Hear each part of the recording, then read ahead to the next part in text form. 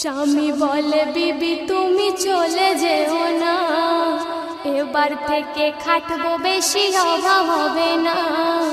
বিবি বলে ওদের বাড়ির বউগুলো সব সুখী, সারা গায়ে পরে আছে সোনার গহনা দেখি।